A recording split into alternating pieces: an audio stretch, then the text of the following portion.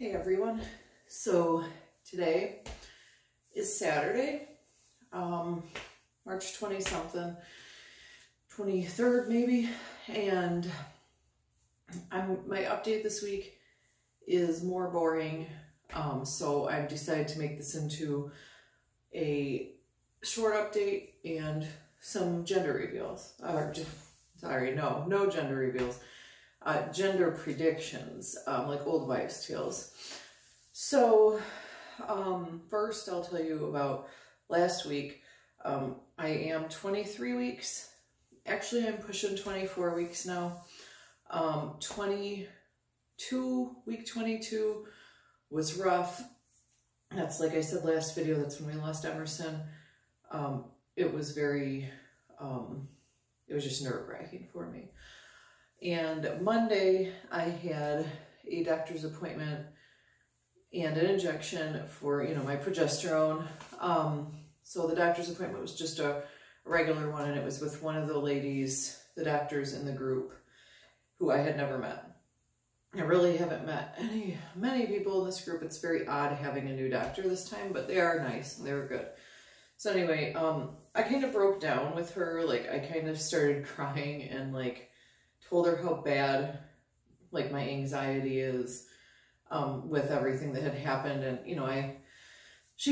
we talked about it, and I decided not to go on any medications just because I'm really uncomfortable taking anything at this point. And she said it was understandable to be nervous about things, obviously because of everything we'd been through.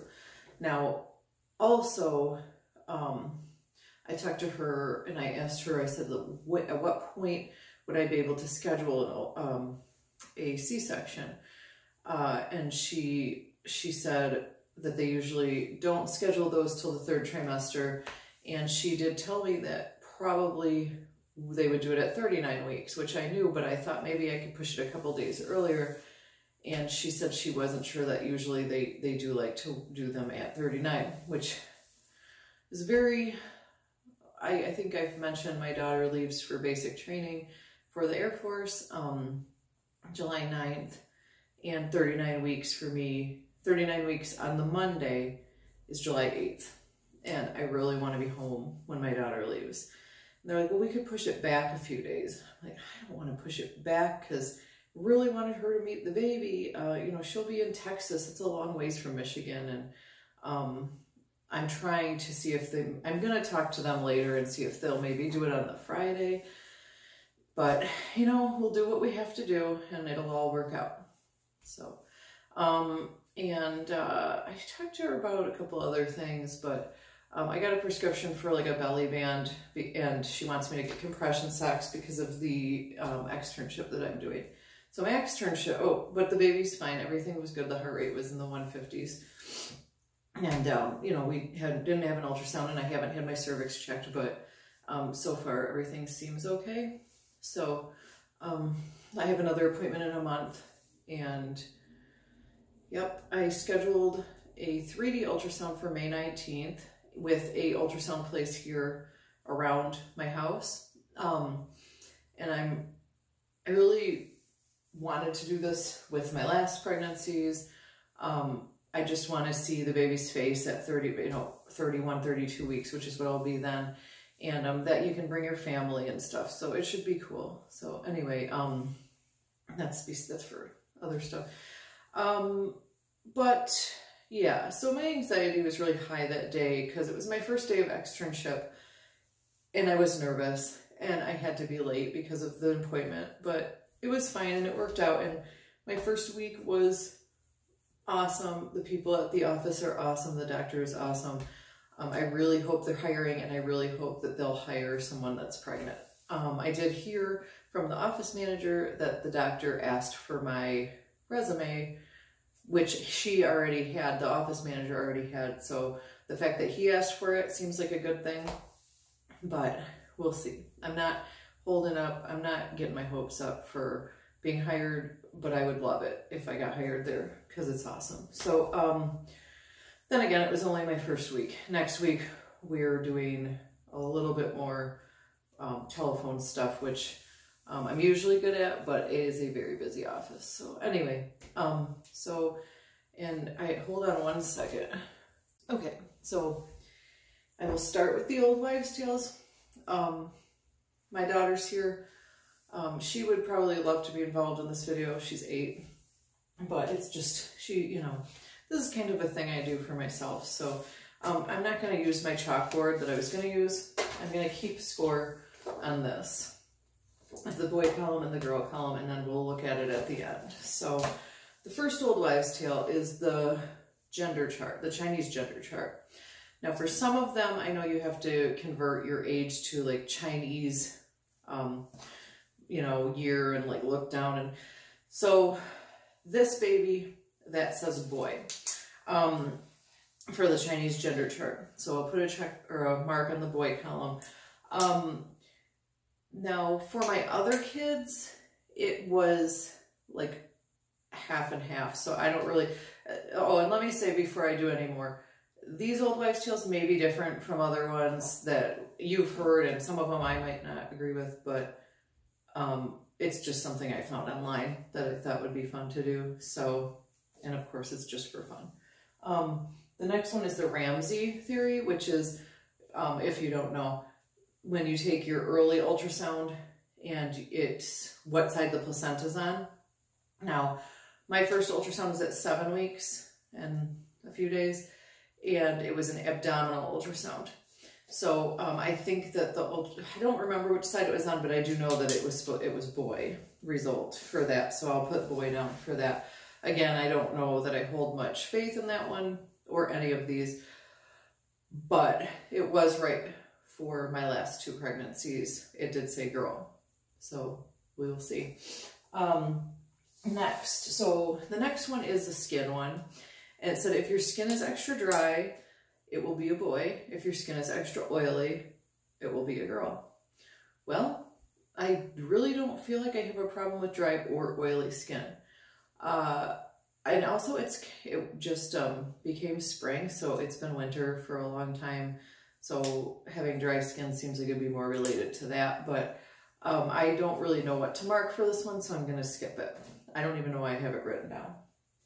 And the next one is if you have the pregnancy glow, if you like look good and you have good coloring and whatever, your skin looks good, they say that's a boy. Again, I have been told that I'm glowing, which I don't see necessarily, but I also don't feel like real rundown and ugly. So I guess that's boy too. Okay. The line on your stomach that you get. Not everybody, but I do get it. Surprisingly, because I'm really pale, and I think it's usually darker skinned people that get darker lines, but mine's pretty dark. If it goes above your belly button and below, they say that means boy. If it's just below, that means girl. Mine is just below, so there we got a mark for girl now. Hair. So if your hair is thick and shiny and glossy, as they say, supposedly that means boy. If your hair is like oily, limp, and thin while you're pregnant, that's supposed to mean girl. I'm gonna put down boy because my hair is okay, but I kind of like contribute that more to the fact that I'm off my thyroid medication now. Because when I was on the thyroid medication, it made my hair really thin right here.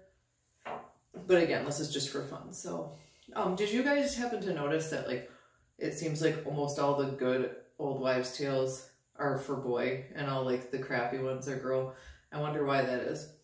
Anyway, I wanted to do the baking soda test where you pee in the baking soda, but I just peed and I forgot. So I might add that onto this video because I haven't done that yet. Body hair. If your body hair, like leg hair, whatever, is growing faster, it's supposed to be a boy. If it's the same, it's supposed to be a girl. Mine is not growing any faster, so we're going with girl. Weight gain. Ooh, if your weight gain's out front, like all belly, boy. If it's all over, it's girl. Well, let me tell you, I am gaining all over, and it's on the sides, it's in my boobs, and my arms, and everywhere. And so that means girl. Funny thing about that is though, is that I've only been pregnant with girls before and I have never gained this way before, but I'm still marking girl. Baby's heart rate, if it's faster than 140, they say girl. If it's lower than 140, they say boy. Ours has always been in the 140s, so that's a girl vote. This one's about your feet.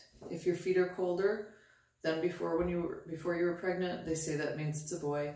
If they're warmer or the same, that means girl. Mine have been the same. Another vote for girl. This is one that's tough. Cravings. Sweet means girl. Salty means boy.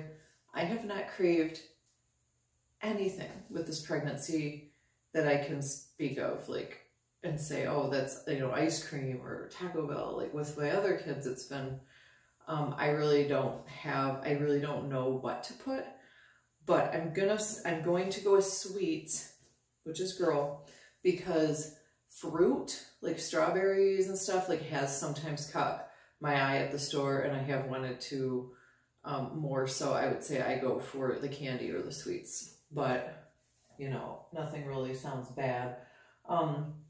Carrying high means girl, carrying low means boy. I don't know. It's kind of in between, so I don't really know what to put for that. So I'm going to leave that blank too.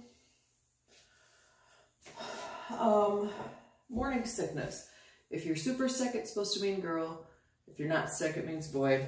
Never have I gotten sick. There's a mark for boy. But, you know, and this pregnancy has been a breeze. But I've never thrown up with any of my kids ever, and they're all girls. So, again, that might just be how I am when I'm pregnant. Dad's weight gain. So, apparently, if the dad gains weight, that the baby's supposed to be a girl. I always thought that was the other way around. But either way, my husband has gained weight with me. So, I'll put a mark for girl. Headaches. If you get a lot of headaches, it's supposed to mean boy. If you don't get a lot of headaches, it's supposed to mean girl. I do get headaches quite a bit with pregnancy. I'll mark boy, but again, that's a thing that I always get, and I have all girls, but we'll just do this. Breast. Okay, breast size. If your right breast has gotten bigger, it is supposed to be a girl. If your left one has gotten bigger, it's supposed to be a boy. Both have gotten bigger. My right one is definitely bigger, so we'll go with girl. This is actually one that's funny because I've never noticed this with any of my other pregnancies. If you're more clumsy, it's supposed to be a boy. If you're more graceful or the same, it's supposed to be a girl. I have fallen a couple of times with this pregnancy, and like I fell on the ice once. I fell down my stairs, halfway down my stairs once. I run into things constantly, so I'm going to go with boy for that. And urine color. Now, this is even on days that I don't take my vitamin, because vitamins will make your urine brighter, obviously. They say if your urine is brighter or darker or more yellow, that means boy, and if it's the same or more dull, then it's a girl. Mine has been more bright, without vitamins and with vitamins, obviously. Heartburn. Yes, I have horrible heartburn. They say that means a girl. And if you're more moody than usual, it's supposed to mean a girl. And I am not any more moody at all, which is, I don't even really consider myself more emotional, except that, like I said, this pregnancy's been a little bit emotional in general. But, okay, and the last one. The Mayan thing, supposedly, if your age at conception and the month you conceived in are both odd or both even, that means it's a girl. If one's even and one odd, that means it's a boy. So I conceived in month 10 and I was 36. So they are, so what did I say that means? Yeah, this is just confusing. I think that means girl. Yeah, so that's a girl. Okay. So that's the last one I have besides the baking soda. So I have one more vote for girl. So if I had the baking soda test, we will, you know what, I'm going to do that and I'm going to add it onto this video. So in a couple hours when I have to pee, I'm going to get some baking soda and I'm going to do that and add it on. And we'll see if that gives me one more girl mark or makes us tied. But, so there's my old wives' tales, and I will be back. Okay, I'm back. I wanted to do the baking soda test just for fun, but I just peed and it's like this much. I'm gonna try it, but I don't know if it's enough pee. If you don't like to look at pee, you might not want to watch this. I don't know. It's not, here's how much pee I got. So I'm trying to decide how I can do this to show you guys. There, I'll put it there. Okay, so I got some baking soda. Now, if it fizzes, it's supposed to be a boy. Again, I don't know if this will work at all because I really don't have very much pee. So, let's see.